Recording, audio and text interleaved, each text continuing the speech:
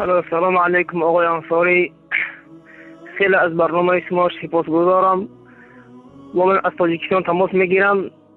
این یا تاجیکستان بعضی نسل‌های پیدا شدن که میگن اونها یعنی سر لیکن در سرشون یک کلاهی نمیگذارن، اونها متکبرن، هر سخنی بدی زیر شما حرف میزنن. برای همین ها یک پیام میفرستاده که دوباره این حرفا زیر شما نزنن. السلام علیکم و رحمت الله.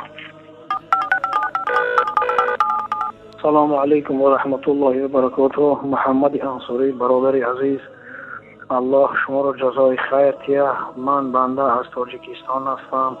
نام من عبدالرحمن است. برادر عزیز، حال آن ما نوار تماشا داریم که شما وای سخنرانی کرده استودین. حاضر درباره خالد ابن ولید شما سخنرانی کردید که بر مقابل ریم نصرانی ها که اینها 3000 بودن، خالد ابن ولید و آنها بیش از 100,000، که این هم یک چیزی هست که یک کار غیر عادی است. مقصد که 3000 بر مقابل 100,000. اما در همین حاضرها ما می‌بینیم که همین کارها در شام عراق صورت میگیرد.